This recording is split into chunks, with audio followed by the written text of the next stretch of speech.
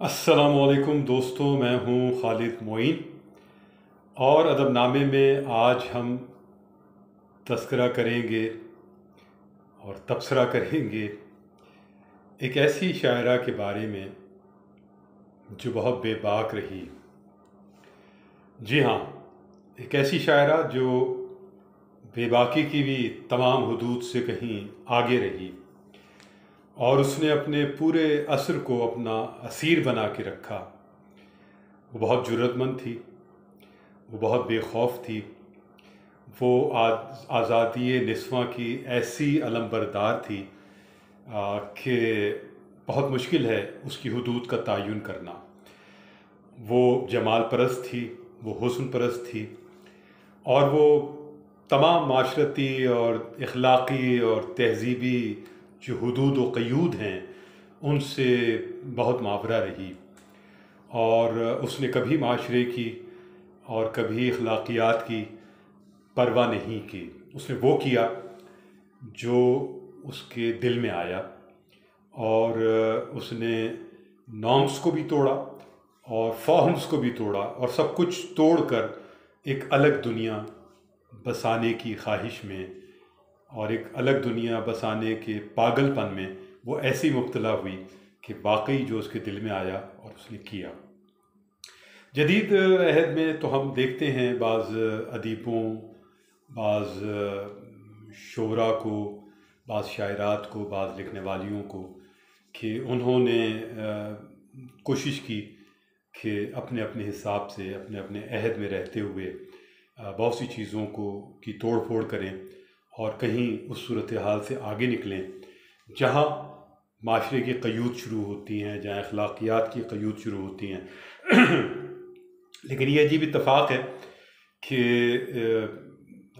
ہم جس شاعرہ کا ذکر کر رہے ہیں وہ تو ظاہر ایک شاعرہ ہے، اور ایک ایسی خوبصورت شاعرہ جس کی طرف ایک زمانہ ملتفت رہا، جس کے بارے میں جتنے اسکینڈلز مشہور ہوئے، شاید کسی اور شاعرہ کے بارے میں ایسا سوچنا اور ایسا تصور کرنا بھی ناممکن ہے۔ تو ایک ایسی شاعرہ جو جمال پسند بھی ہے، رومان پسند بھی ہے، جس کے عشق جو ہیں وہ نہ صرف مردوں کے ساتھ ہیں بلکہ وہ خواتین کے ساتھ بھی عشق کرتی ہے،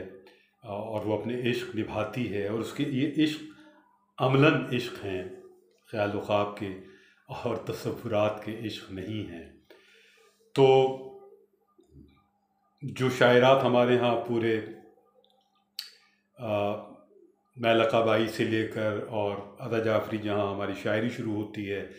جہاں ایک شاعرہ کو، ایک مشرقی شاعرہ کو اعتبار ملتا ہے، اور اس کے بعد ایسی بہت سی شاعرات تاحال ایسی ہیں جنہوں نے یہ کوشش کی ہے کہ وہ اخلاقی حدود سے نکل کر بھی شاعری کریں اور اپنے خیالات اور اپنی باتیں پہنچائیں، اگرچہ معاف کیجیے گا، اگرچہ ان پر تنقید بھی ہو، اگرچہ انہیں ہدف ملامت بھی بنایا جائے، لیکن وہ یہ سوچتی ہیں کہ چلیں اس طرح بدنامی اگر ہوگی تو کیا ہے، بدنام اگر ہوں گے تو کیا نام نہ ہوگا۔ اور اس صورتحال میں ہماری بعض شاعرات ہمارے لمحہ موجود کی بھی اور عصر حاضر کی بھی ایسی ہیں جنہوں نے بہت کچھ ایسا لکھا ہے یا لکھنے کی کوشش کر رہی ہیں، اسے آپ فیشن سمجھ لیں، اسے آپ شہرت کی خواہش سمجھ لیں، اسے ناموری کی ہوس سمجھ لیں، اسے کچھ بھی سمجھ لیں، لیکن یہ ساری شاعرات اگر مل بھی جائیں، جی ہاں، یہ ساری شاعرات جو اس نہج پر سوچتی ہیں اور اس نہج پر کام کر رہی ہیں، تو اس نہج پر ساری وہ شاعرات مل بھی جائیں اس وقت لمحہ موجود کی، تو ہماری اس شاعرہ تک اس کی گرد کو بھی نہیں پہنچ سکتی جس کا ہم ذکر کر رہے ہیں، اور جس نے ایک تہلکہ مچا کے رکھا جب وہ شاعری کی طرف آئی، اور اس کے جو گیت ہیں، اس کی جو نظمیں ہیں، اس کے اندر جو ان کے اندر جو رومانویت ہے، ان کے اندر جو بے باکی ہے، ان کے اندر جو صفاکی ہے، وہ بہت حیران کن ہے۔ اور یہ ایک ایسا دور ہے جو تہذیب کا بھی بہت بڑا دور ہے، فلسفے کا بھی بہت بڑا دور ہے، اخلاقیات کے حوالے سے بھی بڑا اہم دور ہے، لیکن ہم دیکھتے ہیں کہ ساری باتوں کے باوجود یہ شاعرہ جو ہے اس نے کسی کی نہ سنی اور چلتی رہی اور اپنے انداز میں چلتی رہی. 54 برس یا 55 برس میں اس شاعرہ نے اپنی زندگی کا اپنے ہی ہاتھوں خاتمہ کر لیا. جی ہاں، اس شاعرہ کا نام ہے سیفو. سیفو جو ہے وہ ایک معلوم صورتحال جو دنیا کی ہے اس کی وہ پہلی شاعرہ ہے، اور یہ زمانہ بنتا ہے تقریباً قبل مسیح 7ویں صدی کا یہ دور ہے، اور ارسطو جو ہے اس دور میں حیات رہے، اور وہ خود بہت زیادہ سیفو کے معترف رہے، اور وہ اسے ایک حسن مجسم قرار دیتے ہیں اور مزید تعریف کرتے ہیں اس کی حسن کی بھی، اس کی بے باکی کی بھی.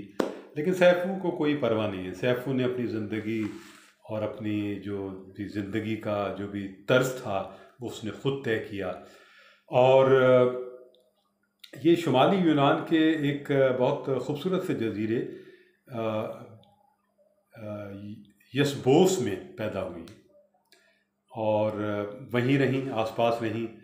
آزادی، اور بہت ایک اچھے خوشحال گھرانے سے ان کا تعلق تھا. حسن اور عشق کی دیوی افرودیتی کی وہ جو ہیں خاص نیازمند رہیں، پجاری رہیں،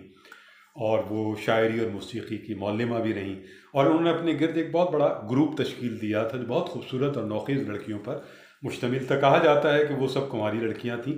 اور کہا جاتا ہے کہ ان کا کنوار پن جو ہے وہ پھر ان کے گروپ میں آنے کے بعد برقرار بھی نہیں رہا. تو ایک ایسی شاعرہ جو کہ بہت بدنامی کے آخری حدود تک پہنچی، بے شمار اس کے اسکینڈلز بنے، اور ہم جنس پرستی کا جو ایک معاملہ ہے وہ بھی اگر آپ دیکھیں تو سیفو اس میں بھی مبتلا نظر آتی ہے. اور لوگوں کا خیال ہے، بہت سے لوگوں کا خیال ہے کہ وہ ہم جنس پرست تھی، اور مردوں سے بھی اس کے تعلقات رہے، اور ایک عدد شادی بھی تذکروں میں آتی ہے، اور ایک عدد بیٹی بھی ان کے تذکروں میں آتی ہے سیفو کے. اور پھر وہ آخری عمر میں ایک نوجوان ملاح تھا جو بہت خوبصورت تھا، اس کے عشق میں مبتلا ہو گئی سیفو، اور اسی میں اس کی بے وفائی نے انہیں اس انجام تک پہنچایا کہ فارڈن اس ملاح کا نام تھا. اور جب اس کی بے وفائی سامنے آئی یا فارڈن نے یہ دیکھا کہ سیفو کس مزاج کی ہے، کس طمطراق کی ہے، کس صورتحال کی ہے، تو شاید وہ خود ہی پیچھے ہٹ گیا. لیکن سیفو سے یہ برداشت نہیں ہوا، اور سیفو نے ایک بہت اونچی چٹان پر جو ساحل کے قریب تھی وہاں سے چھلانگ لگا کر اپنی جان دی. تو سیفو تاریخ میں جو ہے ان کا نام امر ہے، اور ان کے 70 کے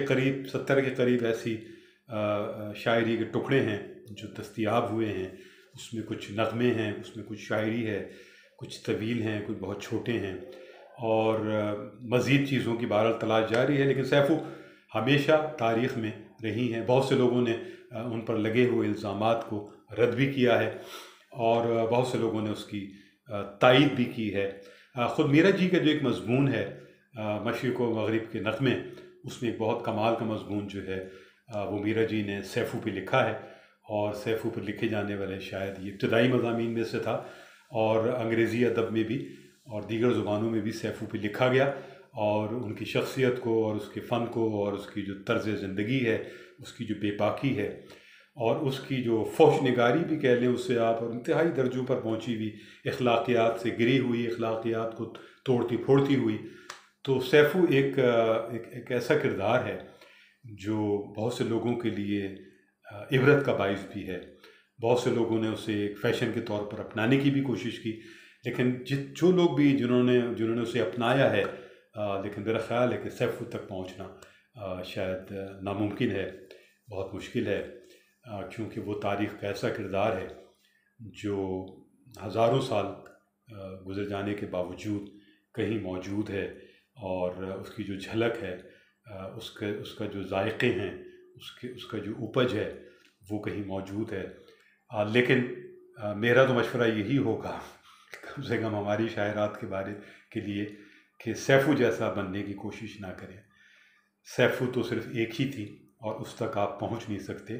تو اس لیے آپ اپنے حدود کا خیال رکھیں، اپنے معاشرے کا خیال رکھیں، اپنی تہذیب کا خیال رکھیں، اپنی اخلاقیات کا خیال رکھیں،